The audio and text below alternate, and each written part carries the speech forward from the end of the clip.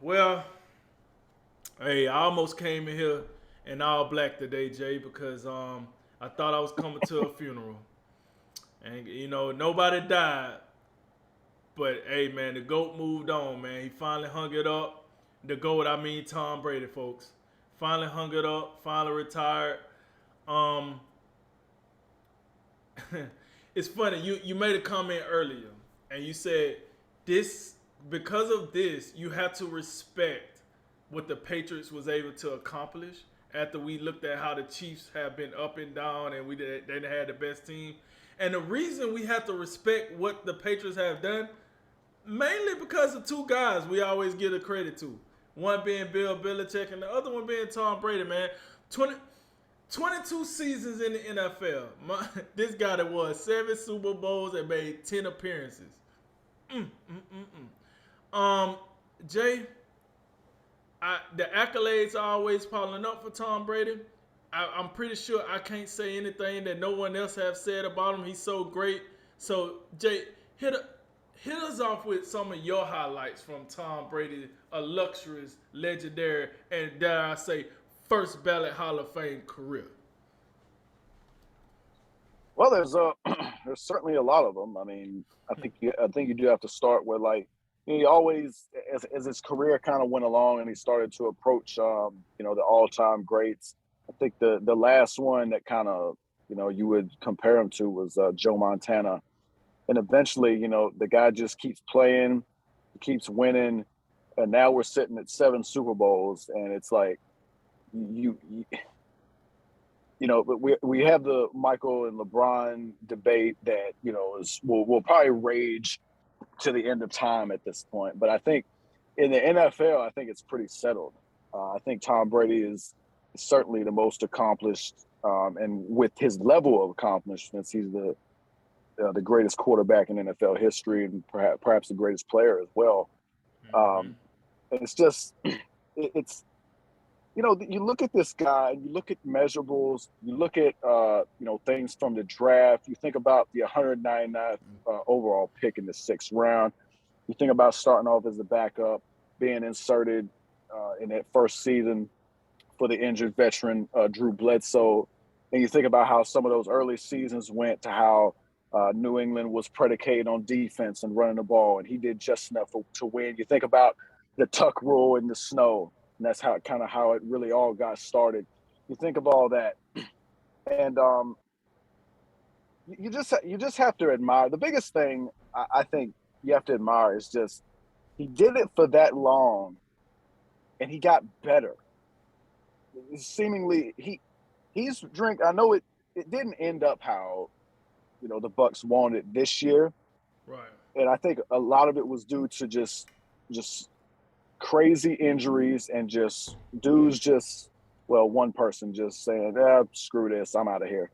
Um, so Literally and I said, think "Screw this, I'm out of here." yeah, so I mean had Chris Godwin and Antonio Brown and some guys like that still been, and Tristan Wirfs, as well. Had some of those guys still been there, Brady might have had the old John Elway, the old Peyton Manning, like retire in glory. It didn't quite turn out that way, but I will say, man, the guy was still playing incredibly well. He Right. led the NFL in passing yards and passing touchdowns this year at the age of 44. He was still the same guy who, and we know the guy could never run that well. But he's still like the pocket presence, the ability to get the ball out quick and, you know, move around to where he was hard to sack. Obviously, the decision making, the ability to make checks at the line of scrimmage, and just you think about guys like Gronk and Deion Branch, and just all the Randy Moss, Wes Welker, Julian Edelman, and it's just there's been a you look at one of those lists of like, man, here's the list of guys he threw a touchdown to, and it's just hilariously long at this To look, point. You you, look you really troll out here. you really when a guy retires like this, it's almost like you're better off just keeping it short and sweet, because I think words kind of putting together a coherent like something that would actually do the man justice, it the work it's a struggle because the guy was so great at what he does. You almost have to be, a Bob Costas or Al Michaels or one of those guys to put it all together in, one of them Tom Rinaldi sound bites that make you want to cry. Because the guy simply was the best to ever do it, whether you liked him, didn't like him. And I got to tell you, as time wore along, I got sick of him. I got sick of the winning, and just, can we get this guy out? Anybody else trying to win out here? Anybody? Um, I never appreciated, some of the theatrics and just the yelling at coaches and yelling at teammates. And I thought some of that stuff was, a little unceremonious. And but in the end, you can nitpick a little bit here and there.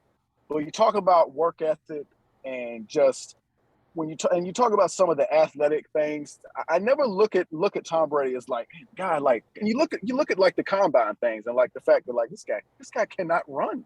Right. But I swear, if you need 1 yard on a quarterback sneak, you're getting You're gonna get it. you You're know gonna get it. you're getting it. So, I incredible career. You think about the Super Bowl losses and how close this guy really came to 10 Super Bowls. I think the most exciting time was the undefeated season where they came up short to the Giants when Randy Moss had a 23 touchdown season. I was rooting for history that year. Came up short, but even with a disappointment here and there, by far the most successful quarterback we've ever seen. And you look at guys who are considered to be kind of in his era. I saw the graphic with Peyton Manning, Ben Roethlisberger, Eli Manning, Phillip Rivers, Drew Brees. And you think about it, like Brady, except for Peyton Manning, those guys' careers started after Tom Brady, and you could like feel, Eli Manning retired a couple years ago, and he looked like he couldn't play a couple years before that. Right. You've seen Big Ben's kind of deteriorated lately.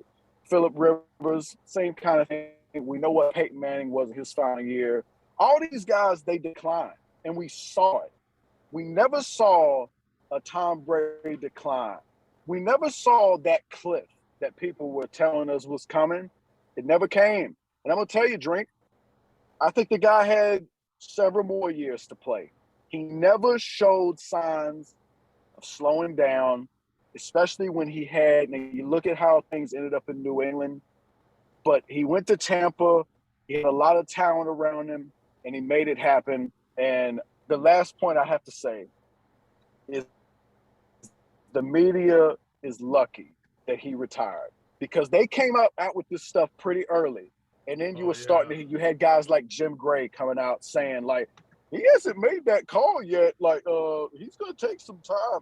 I swear, if he had decided to come back and win one more Super Bowl, because I think the window would still be open for Tampa next year, depending on how your offseason shakes out. The media, it'd be another black eye for a media which, in all facets, is just not very effective anymore. Oh, I start there.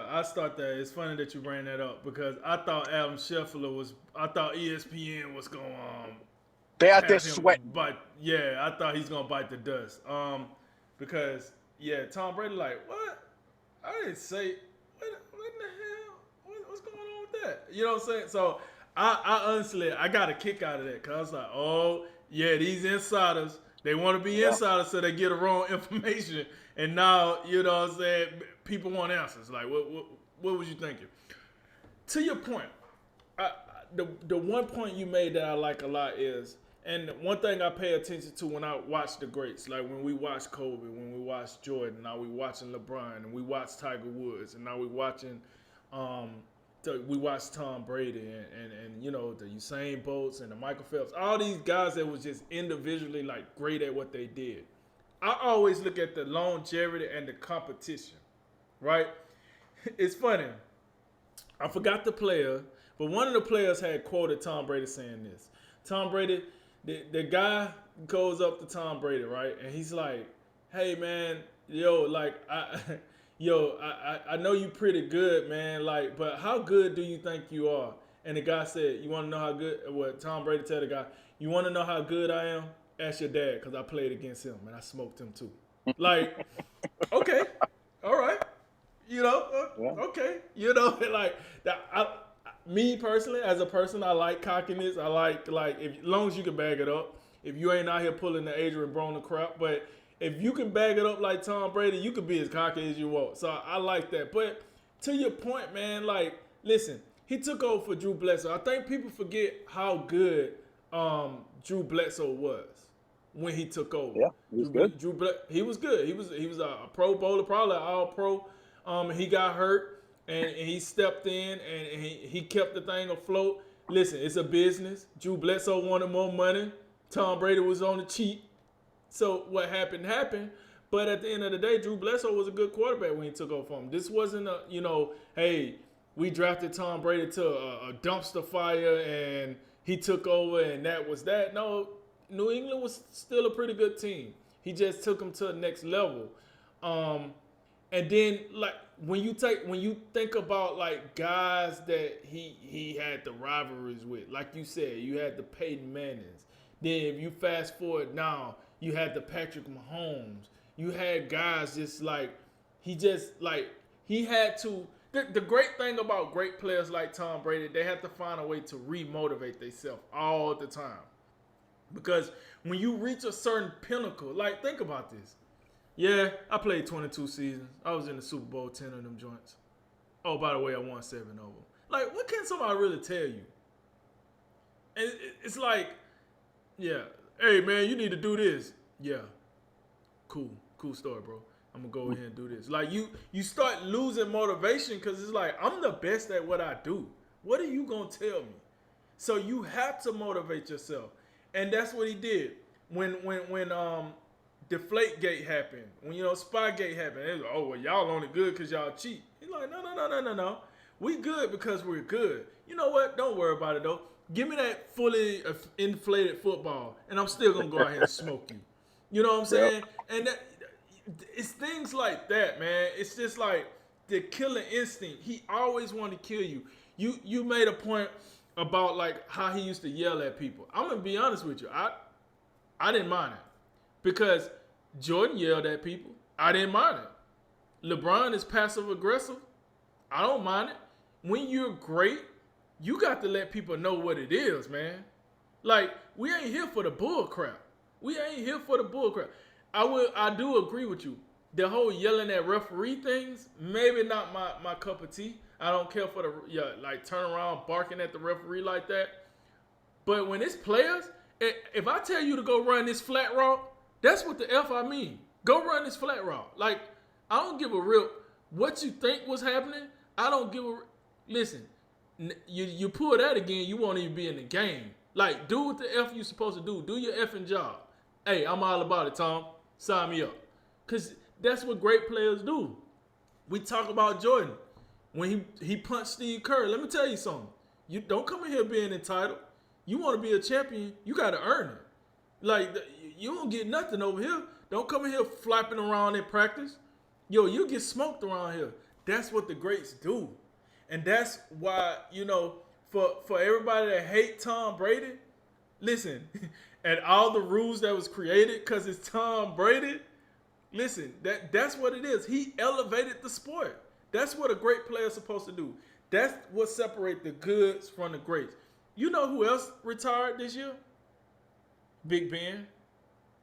It's a gap between Tom Brady and Big Ben. And Big Ben is what we would consider Big Ben a first ballot Hall of Famer, would we not? Mm-hmm. But it's a gap between them. It's the Atlantic Ocean between both of them players. I'm sorry to say, but it is. That's the difference between being great and being good. So, man, like I said before I started this segment, man, at this point, by the time LeBron decided to hang it up, I'm just gonna start coming on this joint crying. Like that's my listen, man, like that's my pretty much my adulthood was watching LeBron when he in 03. I mean, I was watching basketball before LeBron, but when he came in 03, man, I remember I used to watch that dude in high school on pay-per-view. And then when Tom Brady took over, like I remember Drew Bledsoe, but then I don't remember Drew Bledsoe because Tom Brady just came over and kind of overshadowed him, and the Patriots went to like every other Super Bowl, and they even made Randy Moss look like he still had a Vikings jersey on, and you had no name dudes like Corey Dillon coming there and get a little burn, and like it's just, yo man, you have to appreciate what you have when you have it.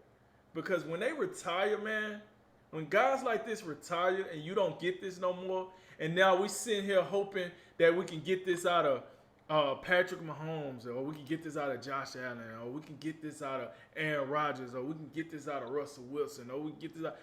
All these quarterbacks that we say that the next guy, and none of them dudes didn't touch the counter to Tom Brady, and probably won't, to be honest.